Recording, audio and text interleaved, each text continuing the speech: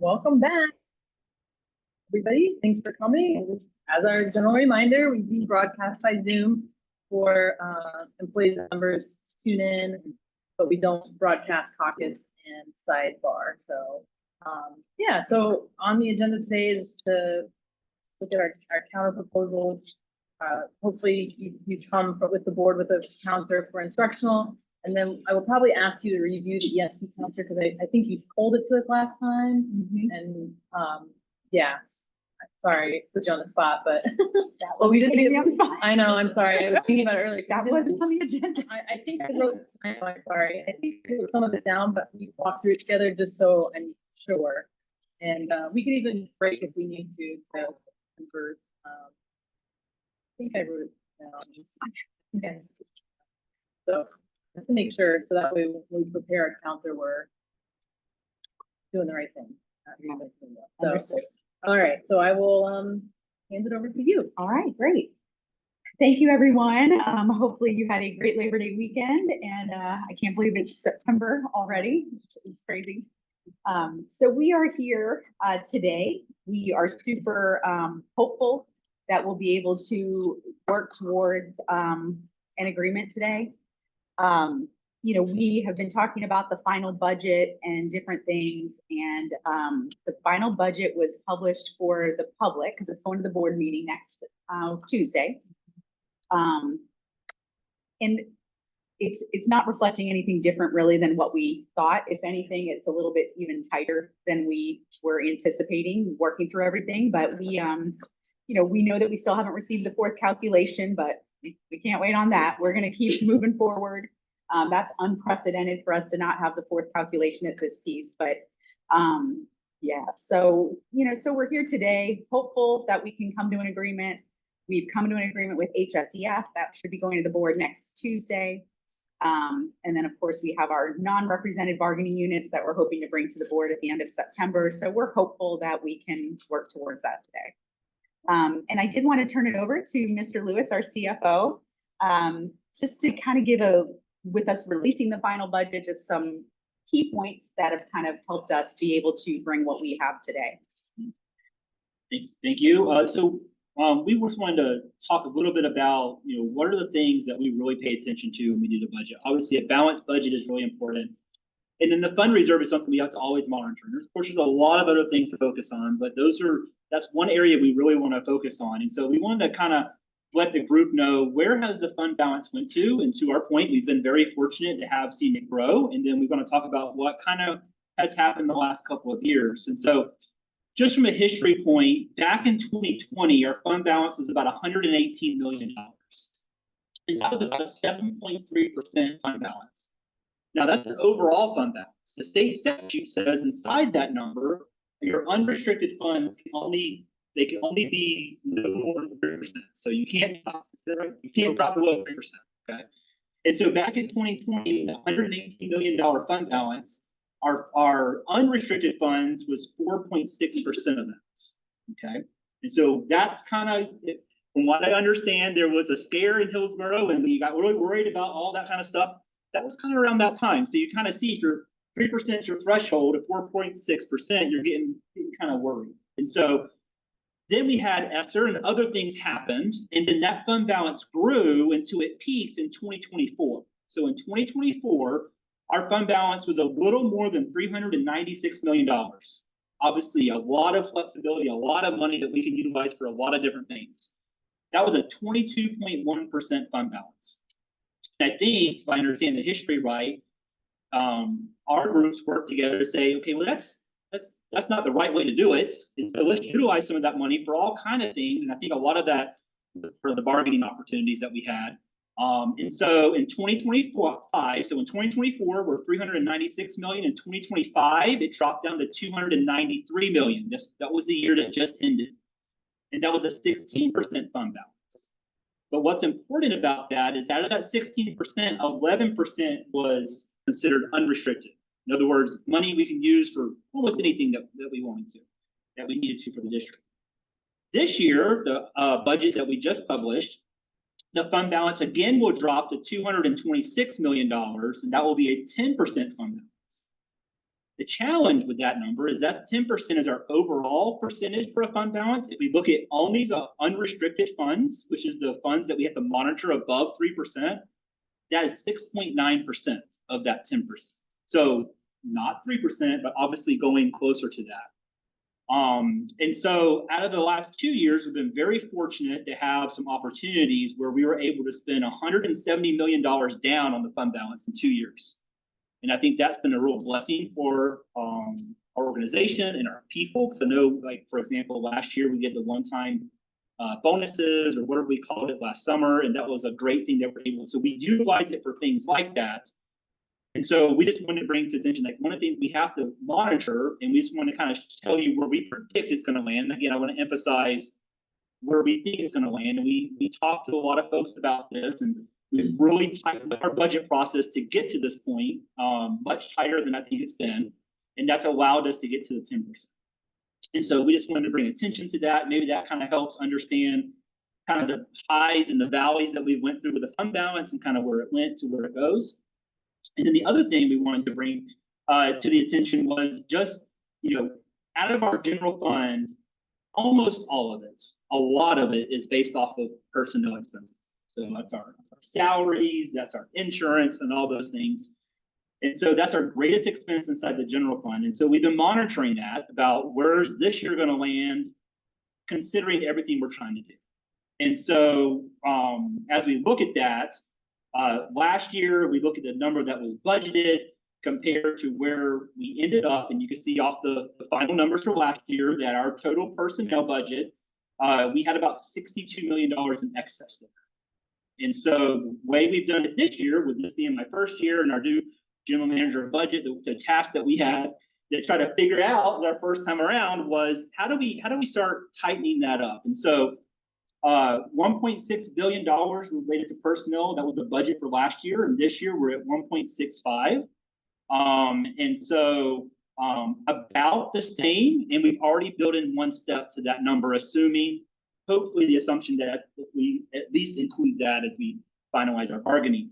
And so that also includes $133 million in new referendum money. And so you can kind of see the picture that we don't have a lot of excess built into our personnel budgets, where maybe that was happening before. We've really tightened that up. And so as we consider that, and this all leads us to that 10% or that 6.9% unrestricted funds. And so that's a lot of numbers that I probably couldn't say all again, but that we just want to give you that picture. And I know we've met with a bunch of folks to kind of help explain that. And that's something that, we're trying to manage through. And I think as we get down the road and we look at building long-term budgets and we look at having a more in-depth process, we'll have better strategies. And I think working together, we can get a lot more accomplished. But we just want to kind of bring your attention to those two main points, which is something we're really monitoring as we build this budget. Thank you. So with that, I wanted to have a starting point. So I'm going to pass these across.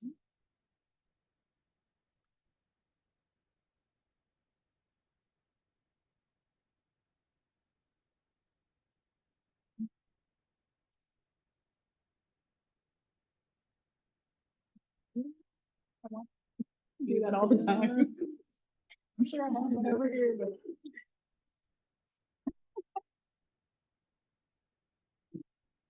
I think I have.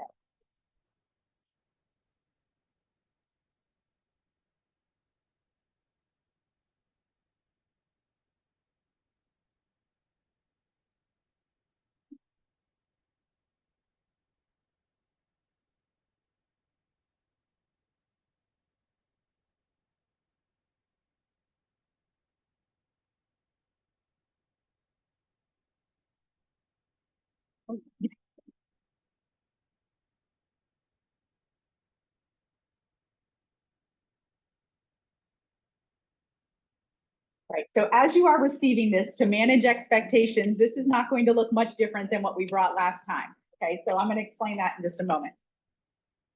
So the reason that we were kind of at a standstill last time was because we really were where we had already offered everything that we had been authorized to offer. right? So that's where we were really kind of at a spot that we're like, all right, we need to go back and we need to have conversations and do those things to see what else we can do to be able to fit more into the budget. So what you'll see here on the economic agreement is no different than what we passed across last time, okay? Something? No, okay. Your face right there, you worried me. No, I'm Okay, fine. all right. I'm like, all right, so this economic agreement does not look any different than it did last, except it says September 3rd, right? September 3rd on it. So with the limited additional money that we have that can go towards compensation, our thought is that it should go towards the salary schedule because that impacts all employees. However, we don't want to determine your priorities for you, right? So if like what we brought last time was a salary schedule that put $150 on every step on the salary schedule, right? And that was at a cost of $2.4 million on the salary schedule. This economic agreement that I'm passing across puts $200 on each step on the salary schedule, which is at a cost of $3.25 million on the salary schedule. Then we have the economic agreement. I'm not going to go line by line because we've done this, right? And ultimately what this does is it's the same one-time payments, for lack of another word, the same one-time supplements that we did the previous year, which is almost a total with top step payment of approximately $10 million. Okay. So the challenge is with any very little flexibility that we have left, what is the priority? Is it for it to go to the salary schedule in some way, shape, or form? Is it to go to the schools of need? Is it to go to some of the other one-time payments? The challenge in years like this is that there's limited funds, but lots of priorities, and we can't always do all the things, right? So this, what we are passing across right now has the same supplements from the previous year, which are the $750 licensure supplements, the $1,500 SLPs and audiologists with their ASHA Cs, as well as the $1,500 ESE instructional employees, school psychologists, as well as all instructional at our exceptional centers. It has all of that, the same as the previous year. In addition, it has our salary schedules that we did improve last year, but with the $200 on every step.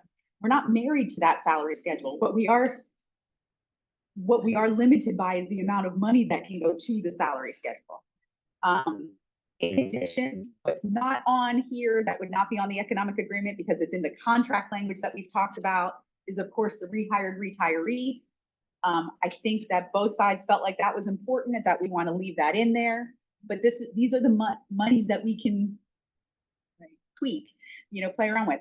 In addition, we talked about the $27 moving to $30 an hour for the ELP and SLP, which is an approximate $2.8 million increase this year. I know we still have out there the ESE contact increase, as well as the student services team leader. That's only approximately $25,000, but just knowing if that's where we want to land with it. Yeah. And then, of course, the schools of need. What we have brought to the table is 22 schools, all Renaissance schools from last year that earned a grade of C or below, as well as 7 new schools, no, maybe 5.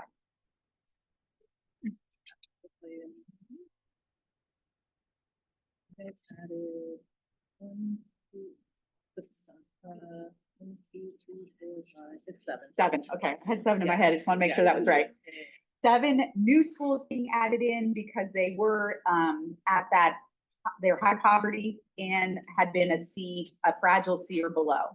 So that was at a cost of $2.6 million, not counting the $25 million health insurance increase, not counting the transformation pay that we have agreed to already from last year that maintained approximately $15 million. It's a total compensation package right in front of us of approximately $32.5 million. And that includes ESP and that includes instructional. That's just instructional? Okay. Sorry. That is just instructional. Okay. And that's the 32.5 is just this. Correct. Okay. It's just this. Not those other things. Does It- that include the rehired retiree? It does include rehired Okay. retiree. It does include the $27 moving to $30 and the two schools of supplements. need. And schools of need. Correct. And the two supplements. Okay. Yes, But not the. but not insurance transformation and not Got it. insurance. Got it. Yep. So that's where we are right now. And just to be, I think we've been transparent. I hope you feel that we have. The one-time payments are difficult, right? Because we are all a part of our entire school system, right? And everybody has a difficult job. Everybody has unique challenges at their site, in their role. And it really, now I'm just speaking for me, so I don't want to speak for everybody. Supplements really are supposed to be for additional responsibilities or additional work. And I fear that what we've done over the past few years, when we didn't have the money for things that we thought were recurring, we started getting into, let's put a supplement here and there. And not that it's not needed, but it's probably needed a lot of other places as well, because no one person's more important than any other, right? Like so I think we tried to put them where we felt like we had critical shortages and where we thought that there was a critical need, but we keep bringing back the same ones. So I don't know if it's doing what we intended it to do, because there's still the same areas that are critical shortages. So I don't know the answer to that with the limited funding that we have.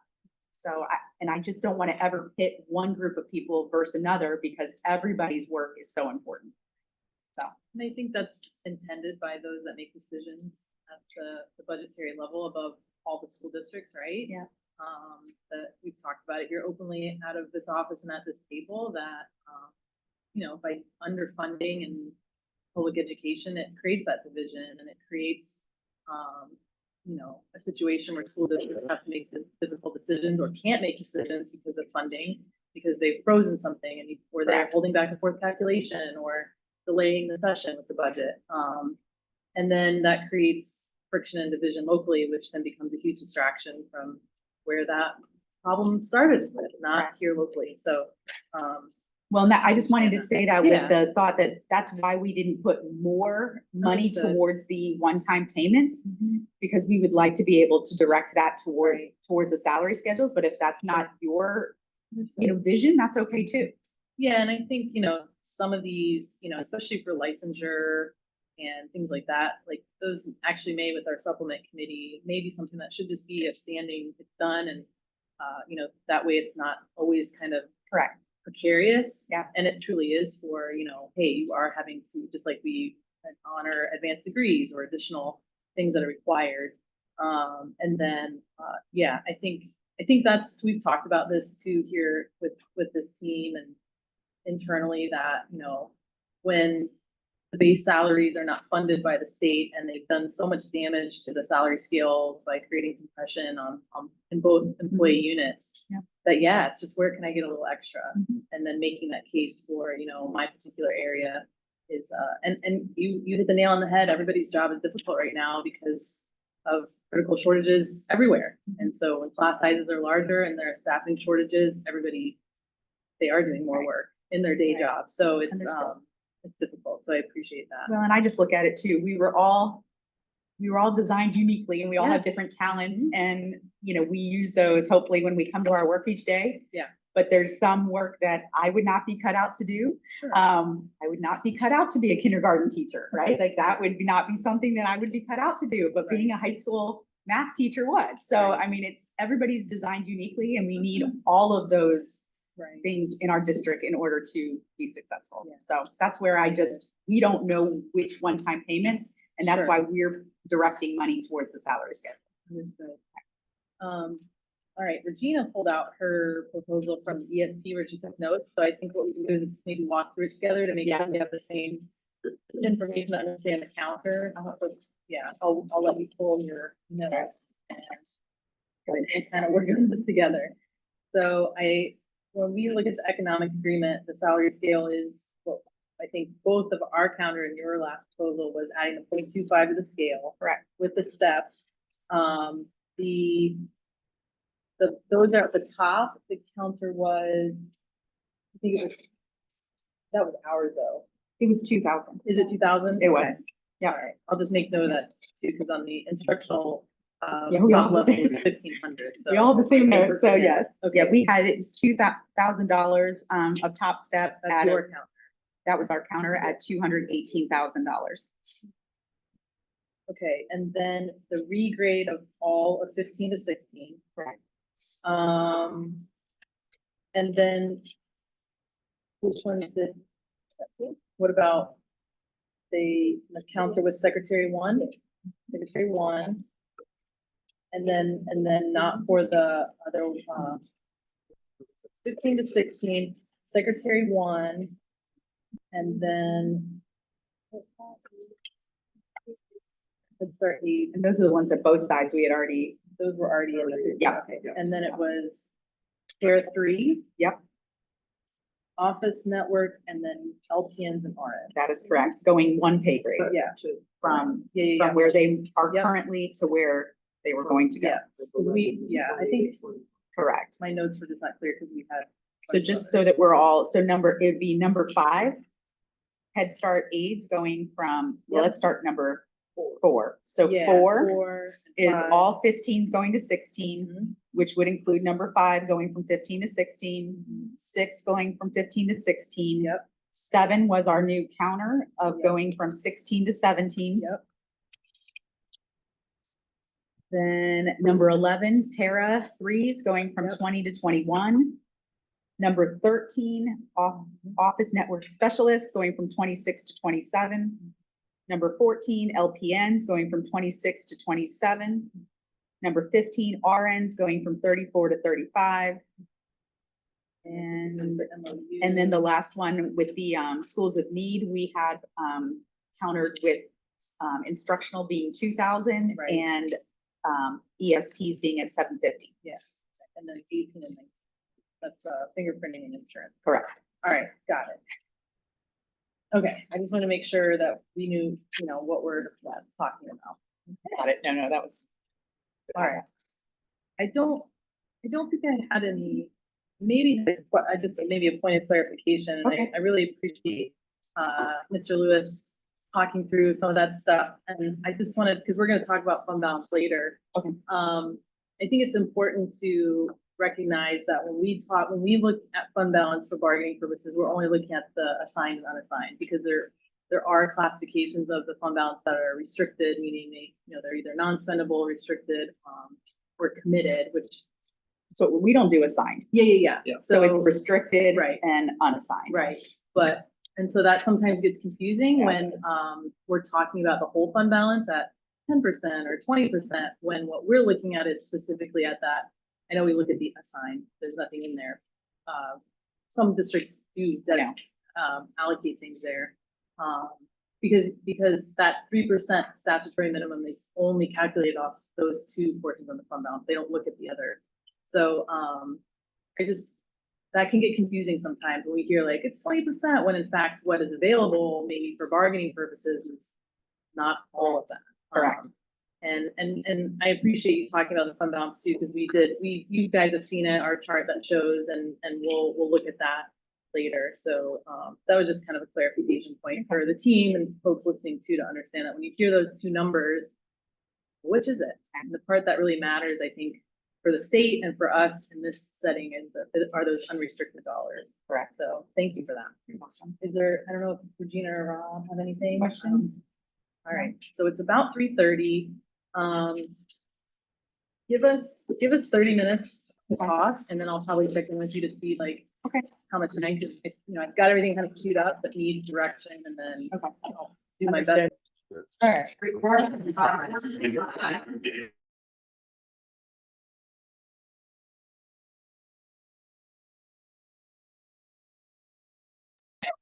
Oh, hold on.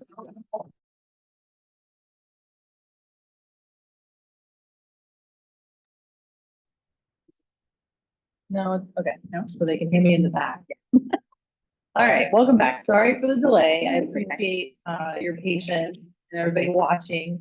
Because we had to, have some discussion and talk through things and get direction and make sure everybody understood, because it's a lot of words, a lot of pieces of paper and a lot of information. So thanks for hanging with us. So, I'm gonna start with ESP. Very related, thanks to the amazing Sherry.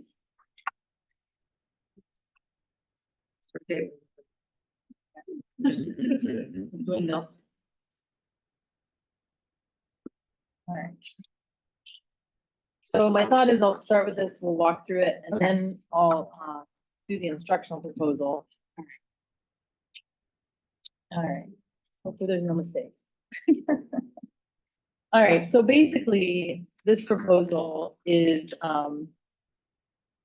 it's a lot of the same, but we did make one large adjustment, which was about $1 million on our adjustment here. So the number one is that the agreed upon salary schedule will be upgraded in the appendix, which is the same scale we've been working with, which adds 0.25.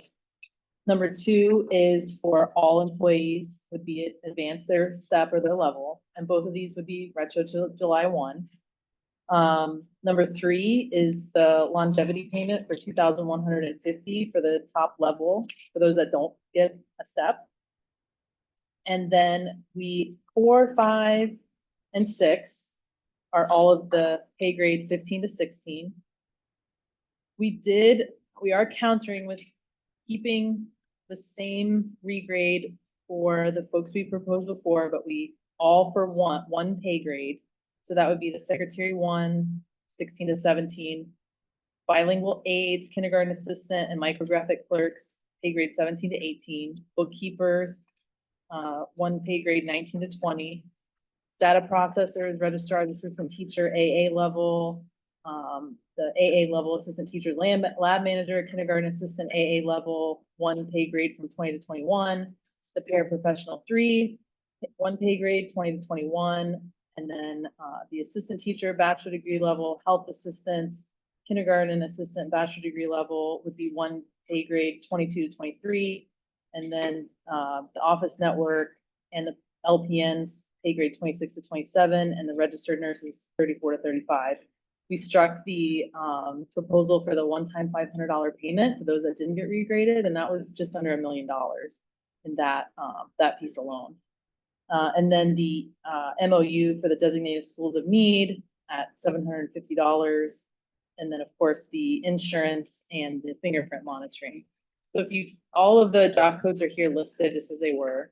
If you flip to the schools of need page for number 16, part of this, so we heard you on the schools of need with the 7 schools that are A and B, swapping with the fragile C's and D's in the lower part.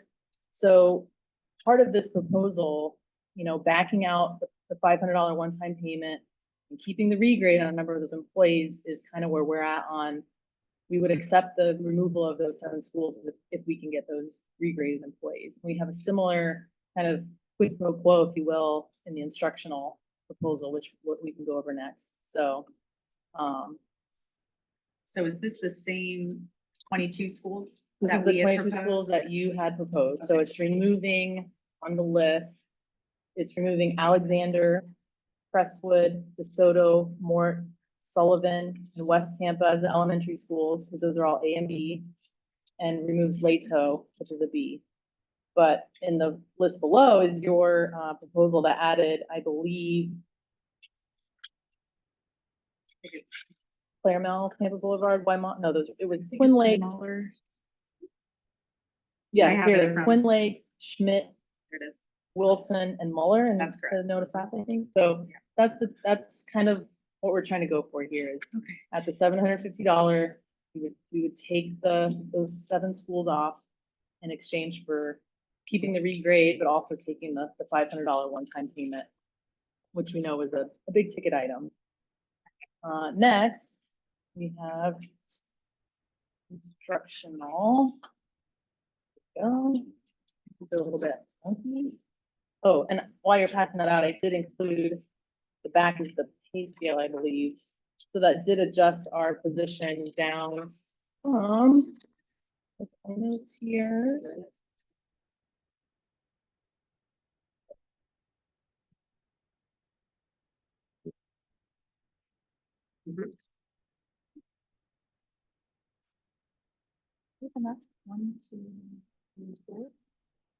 So just to kind of point this out too, with that $500 one-time payment, our proposal last time was 5.3 million. This adjusts with removing the $500 one-time payment, but keeping the pay grade adjusts our total down to 4.4,422,800. All right. We need one more. We need one more. You have one? We have one more instructional copy. Okay. Oh, Yeah. no, I've got one. I think I've got mine here. Thank you. Okay, sorry. Oh, we have enough. Miscounted. All right. So we'll walk you through the instructional proposal. And just to note, this would be accepting the $30 for the ESY and ELP program. It would be accepting the student services team leader supplement and the ESE contact lead. And then, of course, it will address designated schools of need. You saw what that was, so. All right, so on this proposal, effective July 1, 2025, agreed upon salary schedules, which we'll go over in a moment. Then number 2 would be effective July 1, 2025 would be the one-step, one-level movement. Effective July 1, 2025, for employees at the top of their respective pay scale would get to 2,250, and we'll talk about why we landed on that 2,250. Number 4 is, again, keeping the our licensed school psychology, all of our student services with those licensure that we've gone over a bunch of times at $750, is what we had last year. The ASHA Cs or SLPs at 1,500, which is what we had last year. The ESE supplement at 1,500, which was the amount last year, with the same exact ESE instructional employees, all employees that are exceptional centers, which I list them there, and then and the school psychologist. So that's all the same as last year. Number 7 is the $1,000 national board mentoring payment. Number 8, this is not a new thing. It's just codifying what we're doing, the 4,500 for the national board at the transformation schools. So it's just putting it there in the agreement, because I know we're doing it, but we don't have it in writing. It was in the agreement last year, but Yeah, but I don't think it's it's not in the transformation network MOU as it stands right now. So that's all this is. It's not Got it. trying to do something new. Number 9 is a new one. This is the national board teachers who do not teach at a transformation network school. Our count is there's about 80, somewhere around there, maybe 70 to 80 of them at $1,000. Our last proposal, I believe, was at 2,250. So we'd like to do something for those national board that are not at our schools of need, not at our transformation schools. And then number 10 is the one we've done last year, the $20 for that instructional employee that has to sub during their planning time. And number 11 is accepting the $2,000 for the designated schools of need, which we just went over. And then, of course, number 12 is insurance for the no premium option for employees. And number 13, fingerprint. The next page has all of the critical shortage ESP job codes. And then the next page has all of the designated schools of need. are these the same as last year's? Yes, They look like they are. yes, they are. Designated schools of need, which we just went over in the ESP proposal. So let's look at the salary scales. The first page kind of breaks down the cost, which you can already see where our position has adjusted there. So what we did on our counter here, you can look on the next page. We know that your proposal was putting $200 each level. Our proposal is, our counter is at $500 each level, which is applied equally to all the steps. And then the following pages, the 12-month is based on a calculation, which I can share that with you. I think they get a little bit more to the base just because they're 12 months. And then, of course, the student services. And I want to point out one of the things that we've done the last 2 years on steps 20 through 25 on our student services is we've given them a one-time $1,000 payment. This proposal adds that it's about 63 cents to each of those top steps, at least on the 198-day master's degree, just to show you an example of how we tried to incorporate that $1,000 actually into the base pay to try to remove that $1,000. Because what we've been doing the last 2 years on that $1,000 supplement or that $1,000 payment is to try to match, you know, if you've got a master's degree and you're on the instructional scale, you'd actually be making more than you would on the student services scale without that $1,000 supplement that we've done the last 2 years. So if you go back and look in the economic agreements, the last 2 years, we've had that $1,000 one-time payment for them. And then the rest of the scales are there accordingly.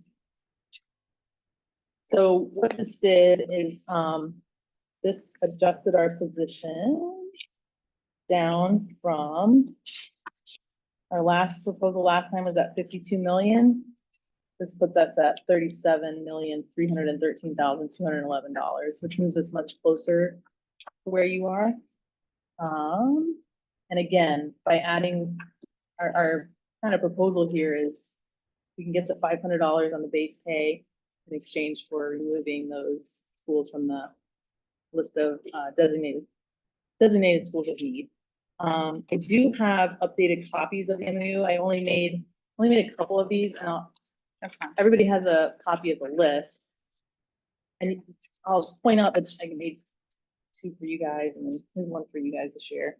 Just so everyone knows that we made this proposal last time. So I only added, we talked about this on the first page, number 1. We kind of talked about the committee and kind of what their duties would be. And I tried to take a stab at what that would be. I added an A, B, and a C.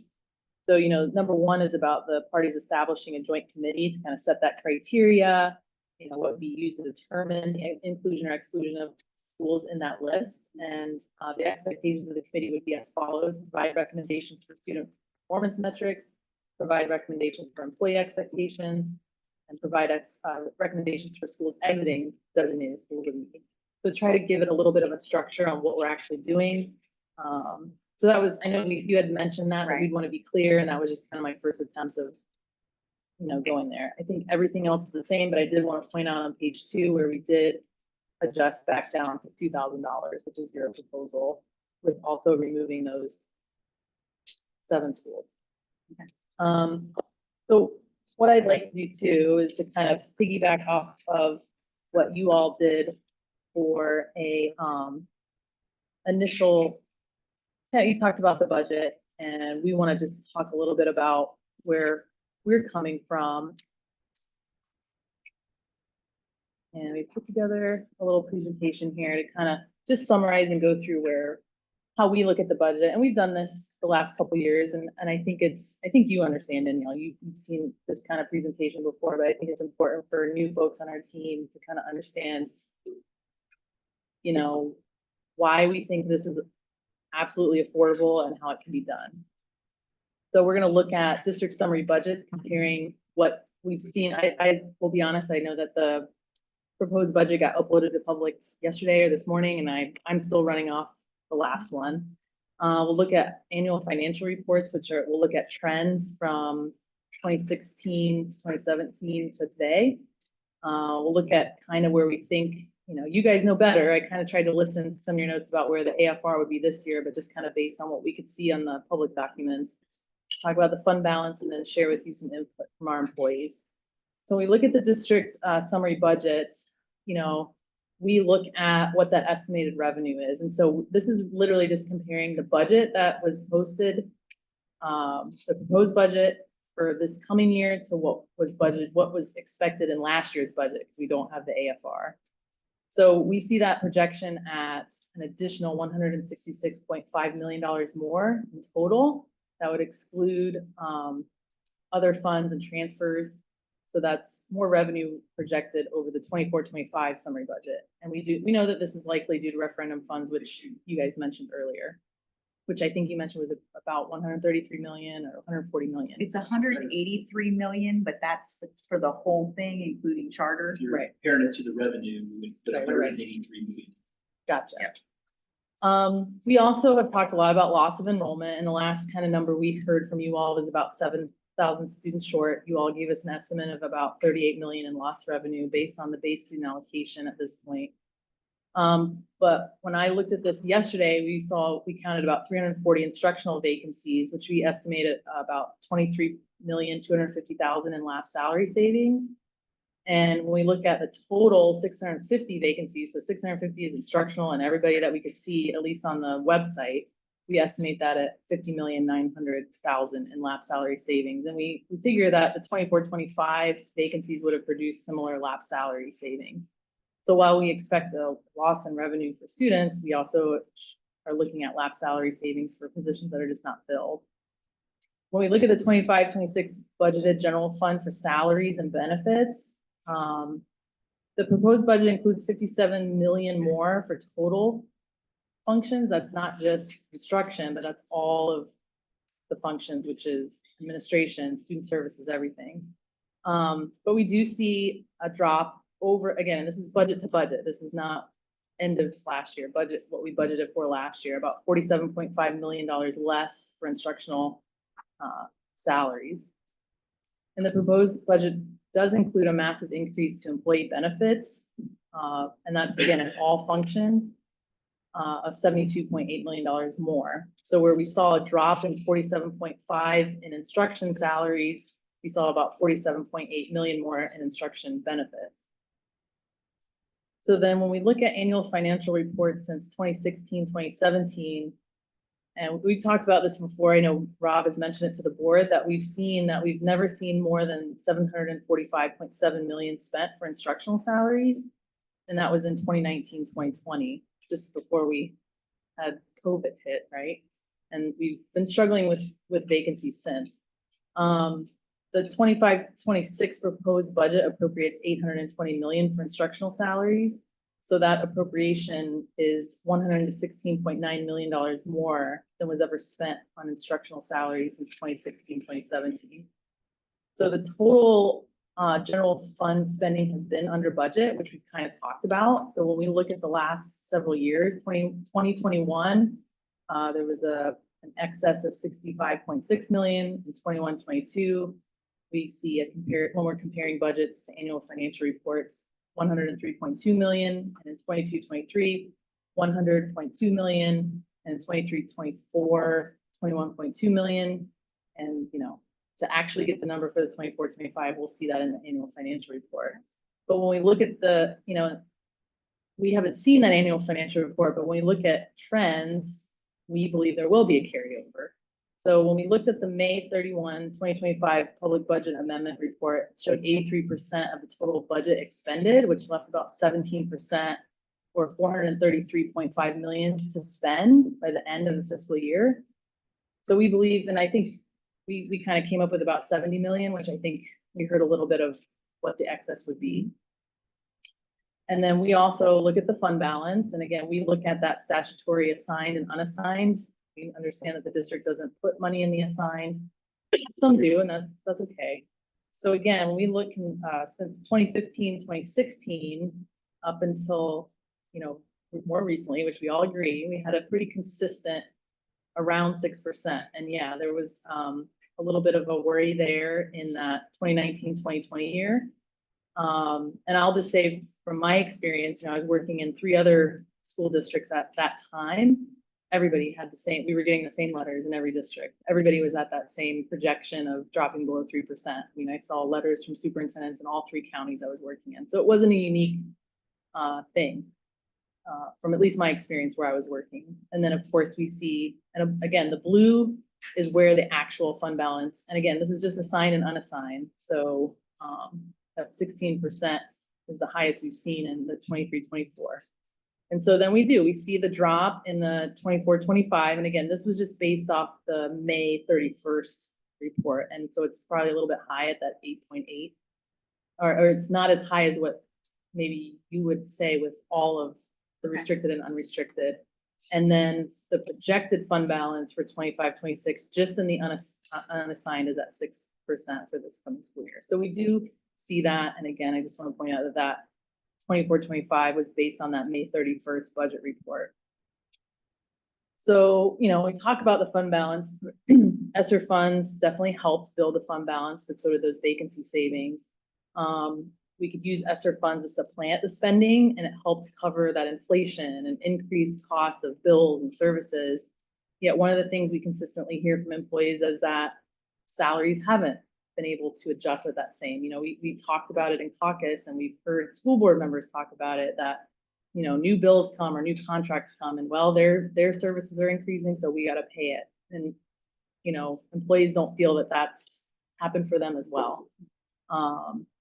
The current loss trends in the fund balance, I think, are to be expected. We've talked about that. We're utilizing funds for self-insurance pool. We've got to cover costs for millage payments up until that reimbursement.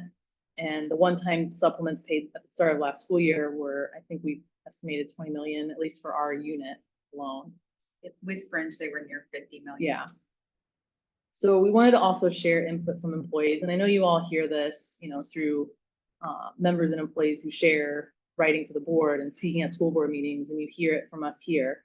In our surveys and everything we hear, and we've talked about today, salary is the top priority, with a true cost of living increase and increased longevity for those veteran employees. Because while we paid $2,000 last year, you got to keep that 2,000 and try to make a little more incremental gain if they're not getting a step. Compensation for covering classes and duties impacted by large class sizes and staffing shortages. And this is not just instructional with, class size. This is also impacting our support staff who, are servicing multiple teachers and, having to cover duties because they're short-staffed. The surveys also show employees desire that school board paid insurance option. And a thing that we continuously hear is, salary increases are being impacted by health costs. So the desire is that they aren't impacted, right? We got to give a raise to give enough to cover the cost of healthcare rising, but then how do we actually give it enough to actually feel that raise? So in the past 4 days, we've been making calls and talking to members and employees about a petition to support our position in bargaining. And just in 4 days, we've had well over 1,000 employees that have signed this. And again, it's step increase, meaningful cost of living adjustments to their base pay, the longevity supplements for those at the top, preservation of Renaissance schools and the designated schools of need, and protection of other important supplemental pay. And I think we're all on the right track there, but we just wanted to make sure that this was expressed through everything we're showing here. I think that some of the things we heard in caucus that are telling and important are, again, insurance and then vacancies. So all of that not keeping up with that cost of living. And we've heard this at school board meetings, and we know that the school board is having to take on an increased TICO bill, and so are employees. So, it's difficult to talk about, a few $100s on base pay when that's a month of their TICO bill has gone up a few $100s. So that's just what we wanted to make sure that was shared, so you understood. And I think you do. You understand our priorities, but also where we're looking in the budget that we believe that this proposal will fit. So yeah, so I don't know if there's anything that I need to add or if there's any questions at this point, but as we always say, we hope that the school board's actions will match the words of appreciation that we hear them say at every meeting. And as we're working on the budgets, I say this a lot, budgets are about priorities, and we know that a lot of our board members have expressed that too, putting priority into our employees. So that's kind of where we're at on our counter. And unless there's anything I missed from our officers, or there's any questions about the proposals, let us know. Any questions on our side? You want Oh, yes. Okay. Sorry. So on the instructional counter, our longevity counter was at 2,250. And to kind of explain why we landed on this amount is, if you are a top level employee last year making $72,991 with a $2,000 longevity payment, if you get 2,000 this year, that's just maintaining, right? And then if we add $500 to that, that really means that a top level employee would only be getting an increase of $500. But our folks on steps 0 through 8 are getting the 500 plus a $250 step at 750. So the logic in doing a $2,250 longevity is to ensure that those employees at the top are getting the equitable amount that an employee at the bottom of the scale would be getting. So that's the rationale for that amount, which is you kind of see down the bottom of the scale there. So, yeah, thanks for reminding me that because I said I was going to talk about it and then I forgot. Right, just Yep. asking on the national board, Mhm. so on number 7, you have Yep. eligible, and then 8 and 9 do not say that, is that they have to have a current status? I forget how that all works with their status, like an active status or a current status. 'Cause I Yeah. know there's some sort of Yeah, so I think certification or Yeah. whatever it's called. Yeah. So, I think it's like at least on number 8 for the Could you transformation, whatever the status quo is we've been doing for them the last few years, it would just fall in line with that. So I don't exactly know personally what that is. I know Sabrina helps kind of approve those. Because the certification ends December 31st. Mhm. What you have been doing is splitting that between 2 semesters. Okay, So they would get half at the end of the first semester, half at the end of the second. It also allows for ones who may transfer in the second semester into one of those sites to get half of what is there. It's what you were talking about is now called maintenance of certification. It's every 5 years. You have to go through that process to So we remain might- certified. yeah, I mean, there was no intent, you know, with the transformation network schools, as those employees are getting, we weren't trying to change that or anything. It was just to maintain and make sure, because what ends up happening is I think we all intend for it to be there, and then we write these MOUs, and then I end up writing Shane McCray an email like, wait, we're gonna keep the national board. It's like, yeah, we're gonna keep doing that. So the intent with number 8 is to continue doing that, so whatever that is. And then number 9 would be the same, but just for those employees that non-transformation and non-designated school designate are in our MOU. Okay. So there you go. All right. Anything on our side? Any questions?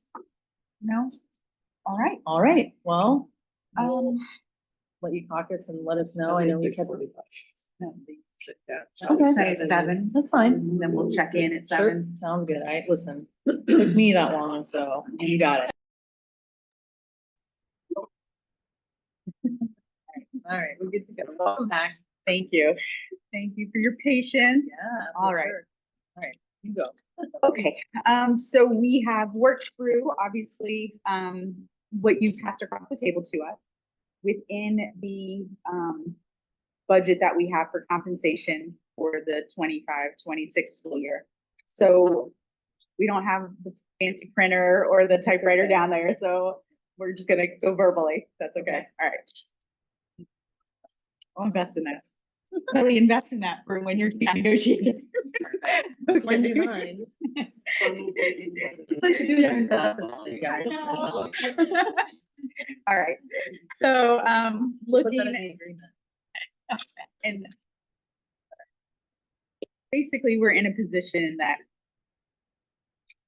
we have a finite amount of money, we're at our ceiling, and we have flexibility within those funds, but and it makes it more difficult, right? Like when there's less money, there's less flexibility, it makes it way more difficult.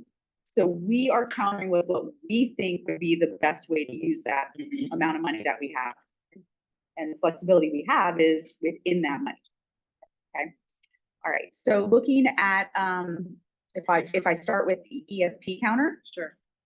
okay. And we have to look at it globally, right? So again, it's not that one, like if we put money here and you feel like it would be better over here, like we have some flexibility with that. We just don't have flexibility with what our total can be. So looking at number 3, because number 1 and number 2, we had already mentioned that. Number 3, we are going to, we had offered 2,000 for the top step payment. So you had come back with 2150. We are countering that with 2100 at the top, which is approximately $80,000 more. And that's where we're kind of like each line item, we're kind of saying how much more is each thing, because, you know, we're trying to stay. Gotcha. Okay, just want to make sure. Yeah. All right. So looking at that, then the other ones that we had that were different were numbers 8, 9, 10, and 11 being regraded. You had estimated at a cost of $1 million. We, did I miss one? 8, 9, 10, and 12. Thank you. All right. So 8, 9, 10, and 12, those were the regrades at a cost of $1 million. And we're not in a position to do that this year. Then moving to the instructional. Did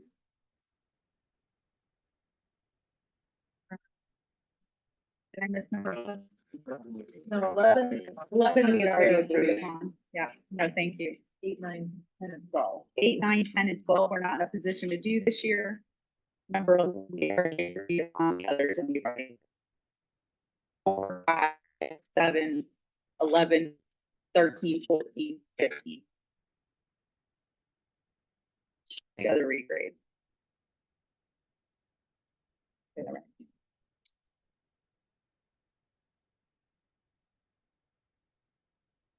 You got that? Okay. All right. Then moving to the instructional agreement. So we are going to put what we propose would, what we think would be the best use of the funds. Again, there's flexibility within those funds if there's different priorities than what we're proposing, obviously. Looking at number 1, we are proposing that from our current salary schedules, not the current ones we've offered, from our current salary schedules, that we add $350 to each step across all salary schedules. That will be at a cost of putting approximately $5.7 million on the salary schedule this year. Okay. All right. Number 2, we would like to, just so that there's not confusion, number 2, we would want to strike shall be credited with 1 year of experience. Passing it across, we just say employees in the instructional unit shall advance 1 step. That way it'll mirror what we're doing for the ESP as well. It doesn't change anything, just. Well, I think it does. I mean, Well, and that's part of the whole performance I mean, salary we- schedule. have agreed to that language in the last 2 economic agreements. Last year, effective July 1, 2024, employees in the instructional bargaining unit shall be credited with 1 year of experience and shall advance 1 step. And eligibility must have worked half plus a day and have an effective evaluation.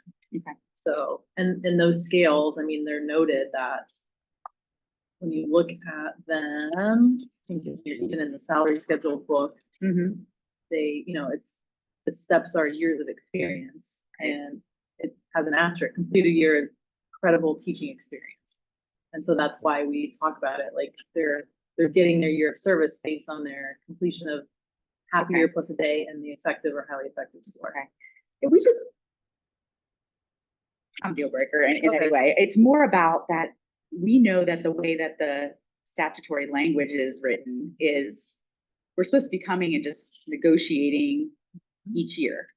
And that's been some of the confusion, I think, that when employees think it's automatic, right? That's not factored into as a raise.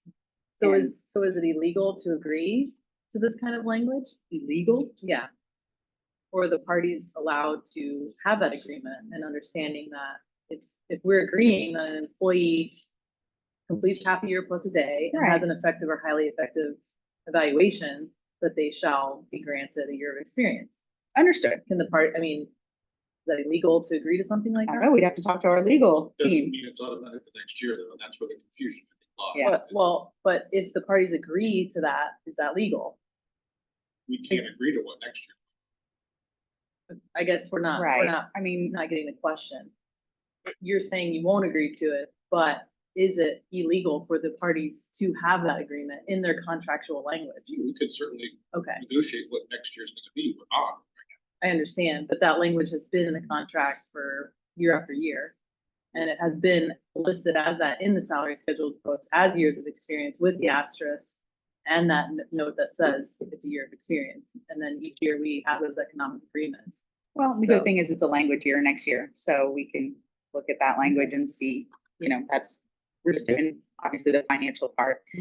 It wasn't, it was more about just making sure that employees understand that that's not automatic. That's why we sit at the table each year and knowing that that is a raise when we get a step, right? So, Yeah, well, mean- I think that's two different things, right? Yeah. That step is a raise, we talked about this last time. yeah, But I think the contractual language that's been in the contract, in the agreements with that designation on the steps, which is not only in the contract, but in the salary books, is clear.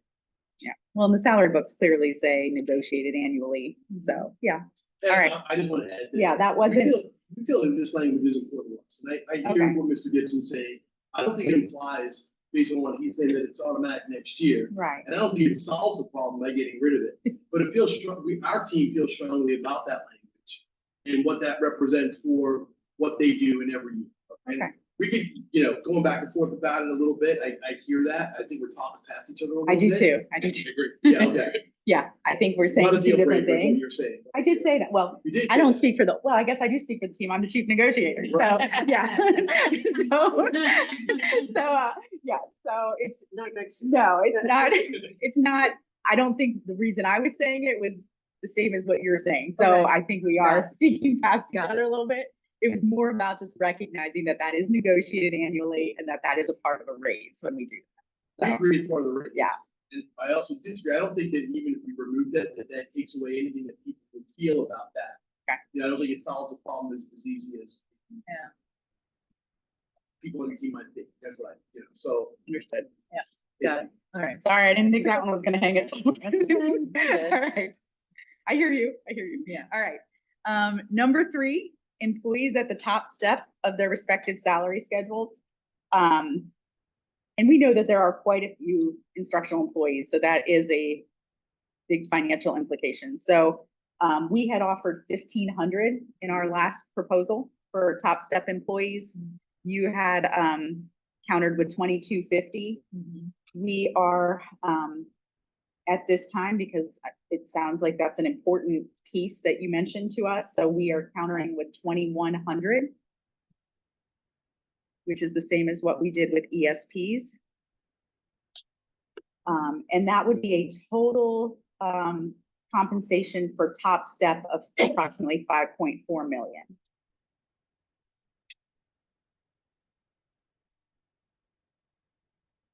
Which is approximately, based on the numbers you gave me, 2,035 employees. Yeah, and that Yeah. was based on, whenever we pulled that list. Sure. So it, No, at that's- this point, people leaving, coming in. Yeah. There could be less at this point. Okay. So, I do think it's important, and we kind of talked about it as a sidebar, and I just want to make sure that we're all on the same page. Employees that are currently the rehired retirees, if they move this year to the top step, then they wouldn't be receiving the top Correct. step payment. correct. Okay. No, we agree I on just that. wanted to make sure we were all on the same page with that. Yeah, because I think it's clear in the statute on that those longevity payments are for folks that don't realize a salary increase. Yeah. So like, if you're getting a step, Mhm. you wouldn't get that. Now, once Right. those folks move, and then next year, if we continue to negotiate these payments, that's when eligibility, because they wouldn't be getting that $250 Agreed. 1335 step. Correct. And I think it's important to note that these employees getting the top step payment of 2,100 would also be getting the $350, because that is, and that's recurring, because that money is their top step would now be $350 higher than it was previously. Okay. All right, then we had going down to the next one that we have in some 4, 5, 6, 7. We're all good with. Number 8, we are in agreement to put this in the economic agreement for the National Board Certified who teach in transformation schools. Number 9, we are not in agreement to add that this year. This is not something that we've done previously, and we are looking at these one-time payments not to be increased this year, and any additional money to just be put on the salary schedules. Yeah, and those employees that are not at transformation schools, obviously they have the opportunity for number 7 to do the to get the mentoring bonus. That's number 9. Number 10, we are in agreement to do the $20 an hour for those covering.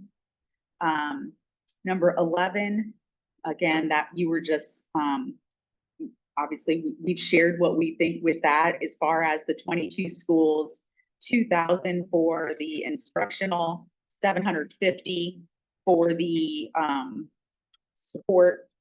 And we've also talked about the fact that whether we're really going to land on whether it's necessary that we complete an MOU at this time. I think we all want the same thing. But since we're not asking those employees to do anything additional this year, that we thought it would be a better idea of let's put it in the economic agreement and then let's develop an MOU for transformation and schools of need when we start working on that in the next couple months. And then health insurance, we've already talked about, and fingerprint monitoring fees. The other piece that had come up, and I want to see if your estimate was approximately where we were. What I have just passed across with the 350 to all scales and the top step payment of 2,100 for both bargaining units, that puts us where we can be with compensation. We know you had also mentioned the student services top steps, and we're not in a position to do that this year. That was, if my estimates are correct, 324 employees at a total cost of approximately $411,000. So that is not something that we can do in addition to what we've already offered. Now, obviously, within that, there's choices that can be made.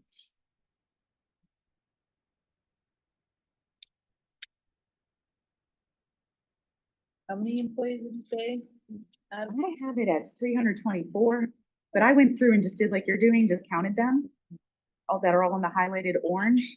So if I counted that wrong, Yeah, I'll count them. Yeah. It seems a little high, I thought it, yeah, I mean, that's, just because there's not that many people. I mean, there's like 184 on the 198 scale. please go through and recheck us, because again, we're down there and just, Yeah, and then Using a there's calculator and there's everything. no one in those steps on the doctorate 198. Mhm. On the entire 205, there's 686, so. Go through and do just like I did. I will. And I just wanna say, like, that's a tough one if we don't do something there, they're gonna take a hit. We can pay that $1,000 to keep them making, I mean, they would make more on the instructional scale with their master's degree. 1,000 master's Because they're degree. not getting, yeah, because if they're on the instructional scale and then getting $1,000, that amount without the $1,000 added to those steps, they've been making sense. So that's why that's 65 cents, but we'll go through and count up the number of people, at least at the time of this All data. right, yeah, It'll give us look a at that. I mean, Because 300, it sounds a lot, because that'd be like at least half of the people on the 205, which is where both of our folks are. please double check. I was really like, No, it's okay, I know. It's all Um, good. and ultimately, like we said, that if it is the 324, if we did that correctly, then that's approximately $411,000. We believe that the flexibility obviously would be with 2,035 employees at the top of the scale, whether there's flexibility there. And then obviously with the 350, we gave, we didn't keep going up you know, like, so we put the 350, which gives us our max of what we have. But for every $50, like if with 350, if you bring it down to 300, that's approximately 800,000 less. So that, just so you kind of see where the plus 50 Yeah, wiggles us each time. So Yeah. every $50 is approximately $800,000. I think it's gonna be tough just because like what we talked about, the longevity. 2,000 maintains what they received last year. And so, Right, but they also are removing the scales. right, but So. again, you know, we kind of talked about like those first step employee that's getting a $250 increase in their step plus the 350. That's gonna give them more than the person at the top. Why is that more? Well, I don't understand how it's more. 250 plus 350. So they don't get a step, right? They don't get 1,300, they don't get 250. All they would receive is the 350. Compared to an employee that's moving from step 0 to step 1, who'd be getting 250 and 350. Right, but they're getting 350 plus 2,100. But they got 2,000 last year, so they'd only be Okay. getting an additional 100. So that would be $450 compared to someone who's getting 600, right? 3, 4, 5, 6. Yeah. Okay. If you're maintaining, if you're, you know, just think 2,000 is, Right. you're not taking a cut. Understood, but that's part of being at the top, right? I mean, we understand that, and there's other, We made a lot of progress. we've made a lot of progress at the top from with this year, so, okay. All right, I'm following. I'm just trying to Good explain logic. our logic and what we hear from those employees that are already there. Okay, So, understood. All right. Any questions on anything that? I'm gonna also double check on the regrade, because it seemed like when you quoted $1 million for number 8, 9, 10, you were saying that 8, 9, 10, and 12 cost $1 million? You, for ESP, Yeah. you told me that, I thought, when we were just here. Yeah, I'll double check that, because I think Yeah. what I was talking about was the one-time payment was at approximately just under $1 million. That's what we took back. But I'll double check number 8, 9, 10, so that sounds a little high. Yeah, it's like 700,000, 704,000. Okay. So, anyway, and then We didn't cross that out. I took the amount that I Yeah, thought you had and mentioned. again, it was just but I kind might of have based on, misunderstood. that's okay, we'll double check it. Okay. All right. Any questions? All right. So we will caucus Right. and, give us till 8 and we'll give you a status. Okay. So I made 2 for you and 1 for me. We'll Okay. kind of walk. Thank you. This is the ESP to start. All right, so this is basically coming back to, as the same it was before, with a couple things. Okay. We adjusted, number 3. Okay. I make the right. Okay, I'm looking at that's like, wait, number 3, we adjusted the longevity down to 2,000. And we are asking that you take one last look at the regrades. That would be numbers 8, 9, 10, and 12.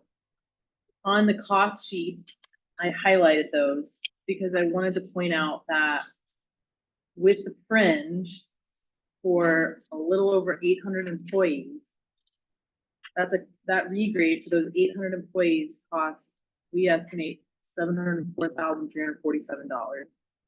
So not $1 million, a little over $700,000. That would make a large impact on a large group of employees, over 800 employees. And we feel it very strongly about that's very important because, you know, part of this process is great. We can come to an agreement here in TA but it's got to ratify. And we believe that, you know, making sure that these 804 employees get this regrade is important to getting this agreement ratified. So everything would be in place. But we made an adjustment on the longevity and again, I highlighted them there on the cost sheet. It's just, you know, that's the deal maker, I think. You know, we can sign this today. There is one other adjustment I did make on number 16. It's This is the the part about designated school needs. Yeah. I just reworded it a little bit. It just says, for the 25-26 school year, the parties agree to pay highly qualified eligible ESPs as defined by state and federal statute who are assigned to designated schools of need with the list attached. They shall be paid a salary differential minimum $750. And then I added the sentence, the parties further agree to develop an MOU for the 26-27 school year. So I kind of flip-flop that. Got it. So that's the ESP counter. Next. I know. I was looking where I put it. I You know, haven't even me given too. it to me. There. All right. I keep this all in my brain here. All right. So there's a couple things we did here. To try to make, again, we want to get this out and ratified. We're motivated to make an agreement. Uh-oh. I didn't print the cost sheet, but I can do that. Let's see, go grab it. I think the cost sheet is important for this.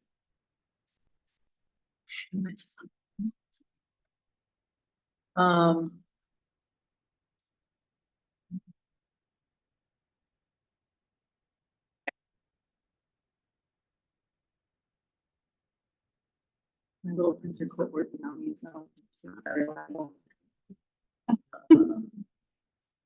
You had it for a couple of years. I know. All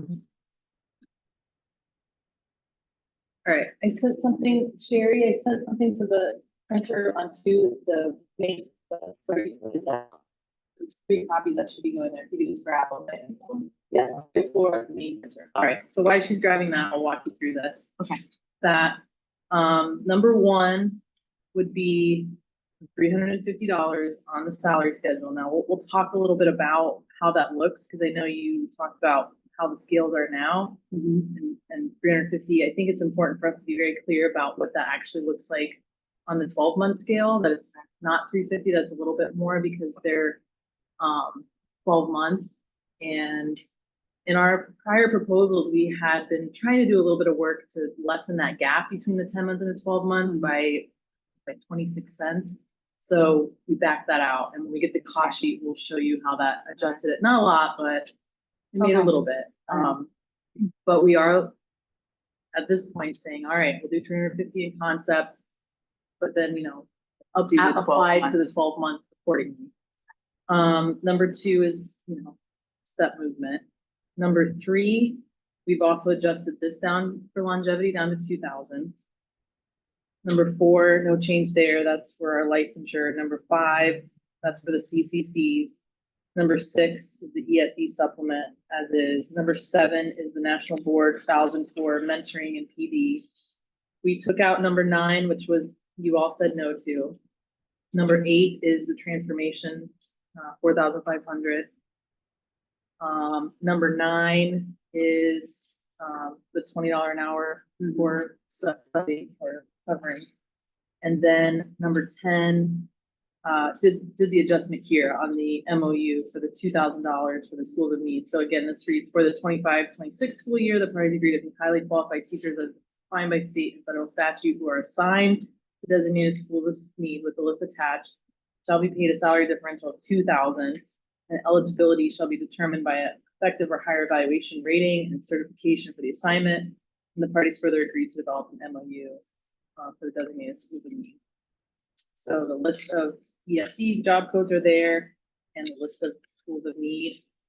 And then another cost sheet here. Thank you. So the next two pages of the scale. So the first page for the E and the P, 10 months. Look at this one. That's the 350 for each step. Have this one. Yeah, so the Got it. top and P 10 months. Yeah. You can see in the green there, your base, add to base salary 350. When you go to the next page, this is where I want to point out on the 12-month salary schedule, based on that hourly rate difference for the, you know, more days, the add to the base actually is 447 based on that calculation. but you can see, the proposed difference between the hourly pay for a 12-month is $2.7449. If you look over in the gray area for step 0, that's the same. So that's how we calculated it. The reason it had to be 447 is to maintain that proposed hourly rate difference as it is now. Right. So I just wanted to point that out, that that's there. No change to A and B, as we know there's only 15 people left. Yeah. Look at them over. The other issue here is that, you know, we've had a lot of discussion about one-time payments and priority on the scale. The one-time payment to the steps 20 to 25 is incredibly important. It, you know, if we cut that as a one-time payment, those folks take a pay cut. And again, with the priority of just trying to fix this issue, you know, we keep having to do a one-time payment to make sure that they're making more, because the idea of the student services scales is so that they're making a little bit more than they would on the instructional scale with their advanced degree supplement. So it's either got to be in the form of a one-time payment again. However, I think we've talked a lot about put it on the scale and fix it so we don't have to keep worrying about this. Because it's just a problem with that scale and the way it's set up, and you know, but that's a really important piece for ratification as well. So we did check your numbers that is the accurate amount of employees, Okay. but it's really important. So the cost sheet then is here to kind of compare, and I'm gonna try to find, and again, this is all with agreeing for the $30 an hour for the summer pay, to the student services team lead, the ESE contact, and then striking the Renaissance language for the schools of need. And then let me see if I could find my document from before, just to kind of do a cost comparison of where we were on the last counter, number 4, compared to this one, number 5. You know, this moved the approximate cost of the step plus the additions to the scale for our last proposal from 21,713,420 to 19,112,137. It dropped the one-time payments by not quite $1 million on all of our status quo payments to bring the change from our last proposal at 37,313,211 to 33,993,044. For the total, all the way down there in the green box, total package, that's. Can I ask real quick? Sorry to interrupt. ROTC? Yeah. I don't ever really know how to calculate them honestly, but the way it came up with that amount was based on, if you look at the 10-month, the E and the P salary schedule, over here, they're just kind of like, we took all the percentages and averaged them to 2.25. And that's how we just kind of calculated like an increase, because the ROTC, Right. I think the way we talked about this before. Yeah, they get paid by, you know, it's half district, Yeah. half, but their pay is set by the Right. military. But then, Yeah. but if we negotiate an increase, do they get that? No? Okay, so then you Yeah. can take that out of the amount. That's 160,000. I just noticed it and I was Yeah, like, wait, we don't We've have it always in ours. included that, and I think we Yeah. did last year when Yeah. we were talking about like, how do we calculate them? You know, they're part of our unit, and so anyway, so Understood. take that out then. It's not part of that amount. Okay, So, just want to make sure. so yeah, so that adjusted us quite a bit. Mhm. But again, those are kind of the sticking points for each unit, you know, the regrade, get those 800 employees, a little over 800 employees, and then the student services, it's really important to get that $1,000 on those 5 steps. So. All right, so just so I'm making sure that Mhm. for our teams, yep, they don't all have I copies, know. but that's We okay. can make, we can run photocopies too. So for the ESP, Mhm. number 3, taking it back to 2,000 for the top step. Which Yes. would back out about the 80,000 that we had thought 2,100 would increase. Yep. And then the regrades to 8, 9, 10, and 11. 8, 9, 10, Thank you. 12. Why do I keep doing I know. that? 8, 9, Because 10, it's- and yeah, 12 9, 10, 12. would be, We came up with a you amount of, approximated it for 700,000 for 800 employees. put it down somewhere. Yeah, I highlighted them on that cost sheet Yeah. too, so No, you I could saw that. actually see the amounts, and then Yeah. if you look over, it's really teeny tiny, but the approximate number of employees in each of those regrades is there. Yep, So, that's but- helpful. Okay. And again, this, we may have more accurate data, it could be Yeah. more or less, Okay.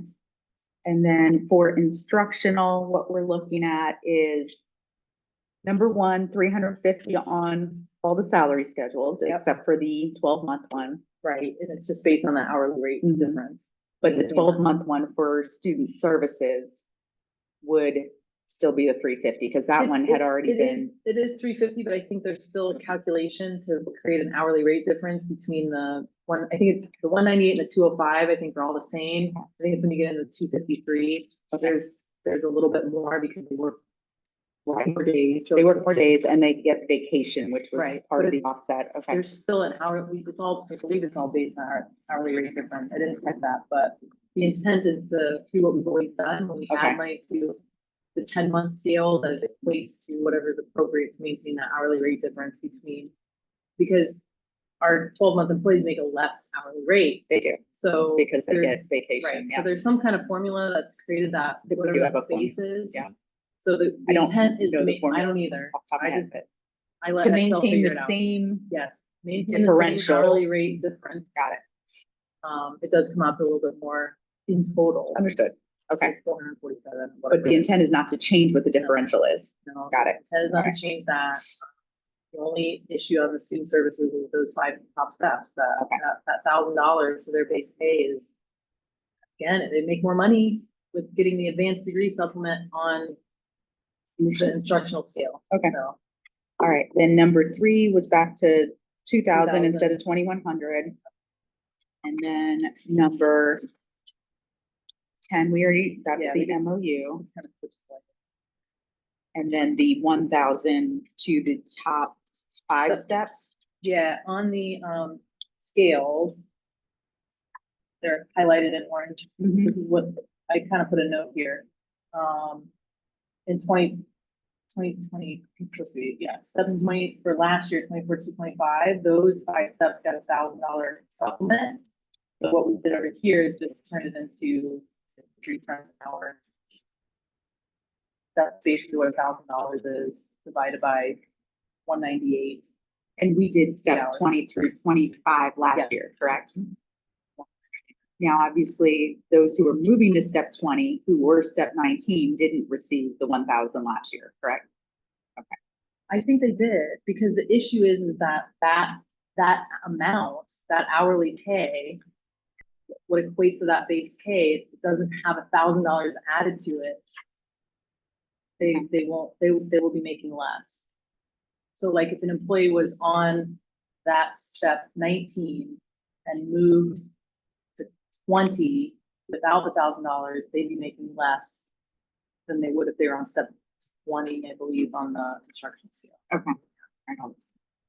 And Leslie's got all she's our whiz on that. Okay. She always checks my work to make sure because it's important, because it's true. If there's that many employees, we're gonna hear from them that I just took a pay cut. And it's just a kind of a quirk in these scales, because when you look at the way those steps go, they're not like the instructional scale where they're all, they kind of accelerate in the middle and then they get less. So Right. again, that's a different problem that we're not trying to solve right now. Okay. All right. So those are the kind of hangups, and I think, those all things considered, we get TA tonight and be ready to rock. All right. We'll let our team go down and talk about some things. And if you need copies, if you have any questions, let us know.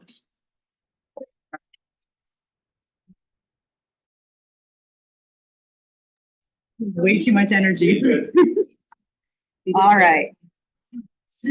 Okay, so do what you did, right? We went back and crunched some numbers to see where we could get within our ceiling of the max of where we can land. So I'm going to start with ESP. Okay, all right. And just putting out, if we do all the things that were just presented, then we are beyond where we can go for compensation for the 25-26 school year. So we are coming with hopefully what we think addresses the maximum amount of things that we can do, while knowing that the work is not done, right? We know that this is an ongoing effort to fix these salary schedules, continue to get good compensation that competes with other districts, but at the same time gives our employees what they need. All right, so looking at ESP, number 3, so we're in agreement for the $2,000 top step payment. And then when we looked at the regrades, that's what kind of pushes us into an area that we can't stretch all the way to. So we are proposing that for this year, we selected the one that would fit within the budget, but then would also impact the most amount of employees. And also those are the employees that currently are at the lowest pay grade. So we are proposing that we accept number 8, which is regrading our bilingual aides, kindergarten assistants, and micrographics clerk from pay grade 17 to 18, which is 357 employees that you had costed out at $222,000, $620. And that we're not in a position to regrade 9, 10, and 12 this year. In addition, I think when we look at the salary study that we're talking about doing and looking to the future, I think it's important that we need to look at everything globally, because for example, bookkeeper 1s, which are mostly at our middle schools, if we move them, but not bookkeeper 2s that are at our high schools, then that compresses them as well. So that's a bit of a concern. Are you looking at number 9? Okay. Yeah. All right. And then in addition, number 16, we would want to strike for 16 that the parties agree to develop an MOU for the 26-27 school year. We know that we have to negotiate that, right? If we're going to do schools in need and transformation. But I think by putting anything for 26-27, that we have to redo everything for 26-27. So I don't know how we want to word that. Or just strike that part, because we don't want to put anything for 26-27 in the agreement. Because we're not there. Okay. I guess it's just kind of like, how do you then want to codify the agreement that we would develop an MOU? I mean, we brought an MOU, it's here, it's ready. I mean, we can do it now, or, I mean, we could say that we negotiated an MOU for the 25-26 school year, or by the end of the 25-26 school year. I just think that, you know, if we don't have the agreement in writing, like, you know, that's important. We will have it in writing because it's going to be in the economic agreement. So when we do the Well- MOU, like for example, for transformation, the reason we're doing an MOU is that we're really waiving parts of the contract and things, right? So we're giving compensation, but employees are saying that they won't transfer schools, that they, I have it right in front of me. Can't think of it all right now, but there's conditions in there that have to be negotiated, which is why we have an MOU. This, we think by putting it in the economic agreement for 25-26, we're saying all these employees at these designated schools of need are going to, now if we want to develop the MOU for this year, just to talk about the timing of payment and all that, then yes. Yeah, like I mean, that I for think- 25-26 though. I think all of this though is the goal, right? Is because there's parts of the contract that you've been proposing are stricken. So I think for us, it's important to have some kind of agreement that either we have an MOU that's taking the place of that language now, Mhm. or we have some agreement that we are going to, in fact, negotiate an MOU in order to strike that language from the contract. So, Okay. I mean, think about it. you Okay. know, maybe there's a different way to write that, but I Yeah, just think that the okay. intent is to say that we agreed Understood. to write an MOU and that that it is done by some point if we're gonna strike language from the contract. But but I think it'd be more appropriate to say for the 25-26 That's school fine, year. yeah, as long as Okay. it's, or, you know, For the, I mean, because we with the- can't yeah, say what's gonna happen for 26-27 yet. that's fine, Okay. something like that.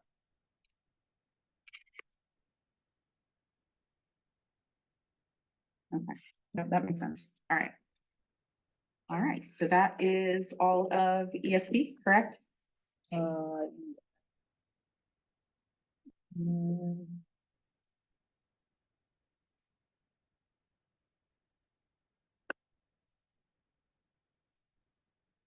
Got it. All right, moving to instructional.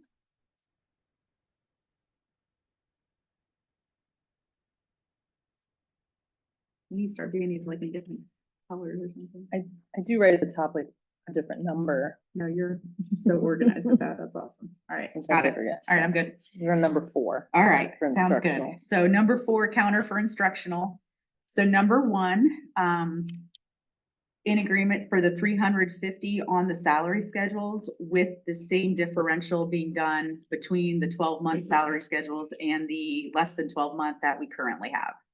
And so, Say that again, sorry. all right, so in agreement for the 350 on all Yep. instructional salary schedules with the acknowledgement that whatever the differential is between the 12-month and the less than 12-month, that differential would stay the same. right. So it won't be Right, exactly right. 350, it'll be whatever that Yeah. formula is. Gotcha. That's our intent. and Yeah. Hopefully I can send you the spreadsheet. You probably have a version Yeah. of it that shows that 447 is based on that calculation Okay.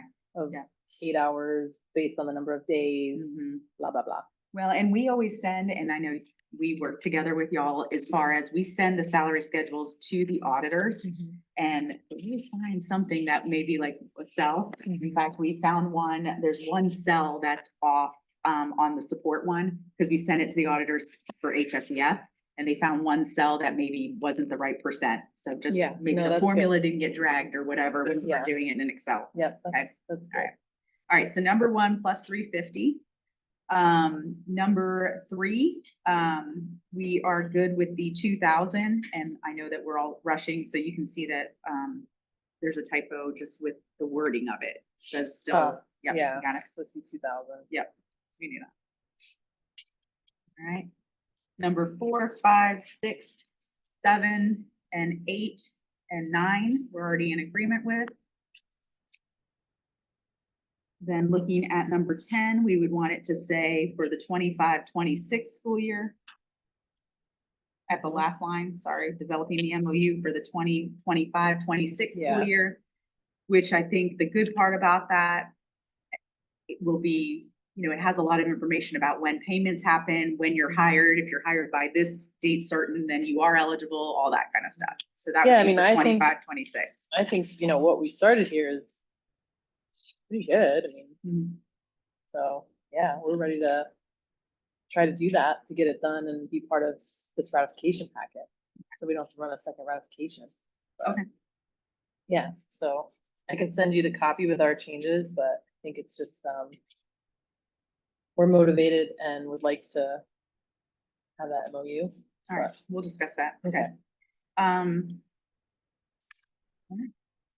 And then, we are in agreement with the $1,000 for the student services schedules on, steps 20 to 25 to be embedded. And I think we should put that, or actually it'll be in the salary schedule Yeah, I now, mean, so we don't need to. put it's here, it's why I highlighted, like, this Yeah. is what it is currently, and then this is, like, when you get over here to these actual salary amounts, it Yeah. does equate to Yeah. make sure that it's, Correct. And obviously, we know, we'll have the auditors look at all that, but we've never had issues before. We've always gone back and Yeah. forth. I mean, we're all human and doing things really Mhm. quickly, but we are in agreement with that as well, okay. at a cost of approximately $411,000 recurring. Yeah, no, but I think, again, in keeping with our priorities of trying to get these one-time payments, so it's just, Yeah. it's done and it's on there and it's what we gotta Agreed. do, because otherwise we have to keep doing this one-time Agreed. payment, and now it's just in the pay Yeah. and cleaning it up, so. Yeah.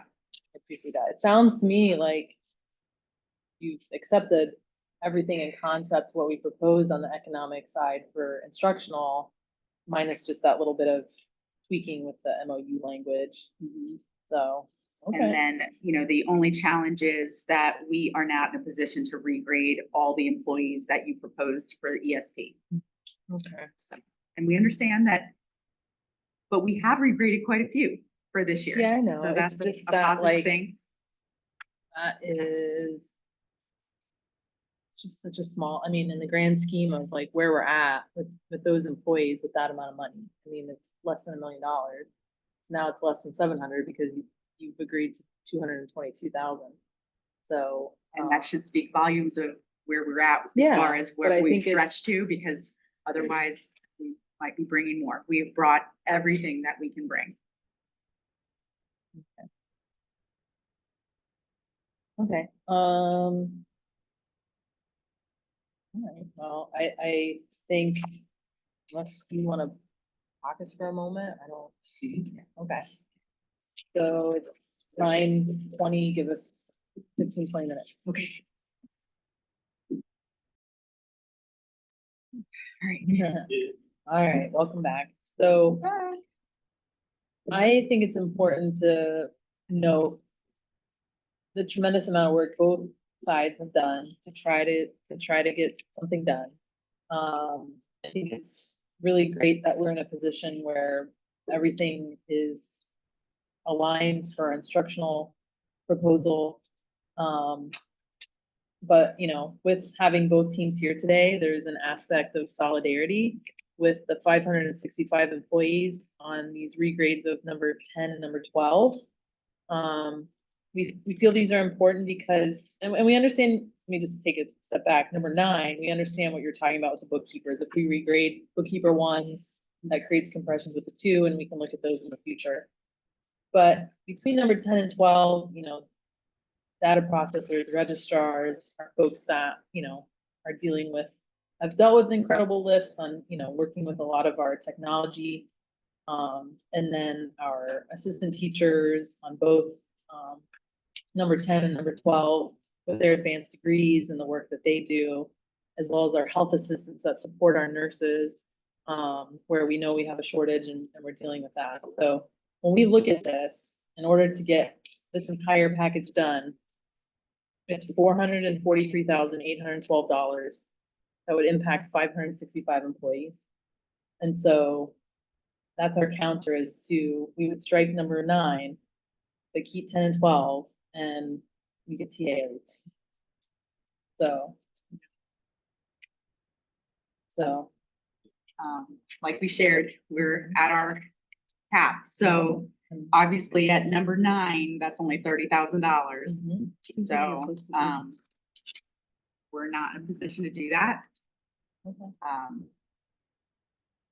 Now, obviously, I understand the solidarity, Mhm. but we do have 2 different,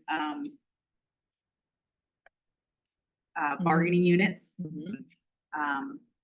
Are we in a Right, position But to? I mean, you've kind of come to us this whole time about talking about this, that this is a whole package and all the money and how you want to put it places. Yeah. And that's why we're here. We also have, this issue of, schools of need that are tied to both. So, Okay. that's kind of our limit too, where we're at. So, I mean, we can say, all right, we'll, set another date and wait till the AFR comes out and then go from there. Yeah, the AFR is out, so. Okay, Well, send it to us. no, it's, okay, so it's not. In well, I think we had requested it in Excel format, both when the AFR is complete and the district summary budget, so. Okay. Obviously, we've been as open and transparent as we can be, that we are to our max. We Right, cannot go $400,000 beyond that max. We have stretched as far as we can stretch. Now, if there's some other wiggle room that we wanted to reduce something in order to put it there, then that's obviously something we can consider. But all right, Yeah. well, let's set another date then. Okay.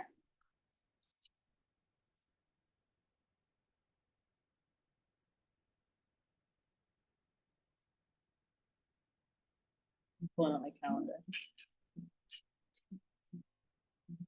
It's in supplement, 'cause that's- Yeah, I don't know. 'Cause we just Make sure that's. Yeah, it's on.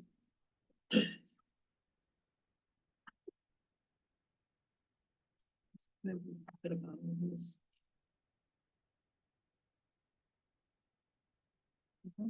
2% of the. In here. Yeah, data processors are 2% of their salary. Mhm. Okay. Yeah, that's already in So there. that's So- already in there as a one-time payment. I just wanted to Yeah, remind. I do think, I mean, obviously, we're here to everything, set a date. Yeah, that, on the one-time supplement is only for those data processes that has passed the test, which they call the upgrade test, so that will not have an impact on all data processors, if they have not taken that test, in which you have to wait a time frame to take that test. And with the new system, I don't even know if they created a new test, because all of the old things wouldn't coincide with the current things happening. I also want to add that the data processes and as well as the registers have a big pack on it, on the district, and it's a big backbone for the district, because they are in, getting a little, I'm sorry, Don't be nervous. but they are, they take care of a lot of the FTE things that brings the district money. So I think that's really important. And then with registers, You got it. You're doing good. You're teaching me some stuff. with registers, they also help out with records, and are a big deal when it comes to graduation and keeping sure. So those two people go hand in hand. So I apologize. It's a little bit Okay. emotional for me. That's okay. No, we understand, and like we've mentioned, everybody's job is so important in this district. But we have limited money, and we have stretched to the very extent of where we can go for the 25-26 school year. We've been very open about that. We wish we could do more. And this is based on the information we have right now. We don't know what's, if that fourth calc, we don't know when they're sending the fourth calc out, right? Like, so we all have a hunch that it's gonna be after we all do these hearings next week. And if that's not good news, then we have to adjust the budget accordingly for that as well. So, Yeah, well, and I mean, I think we've acknowledged that, but I think you have to acknowledge too where we've come from, and all of,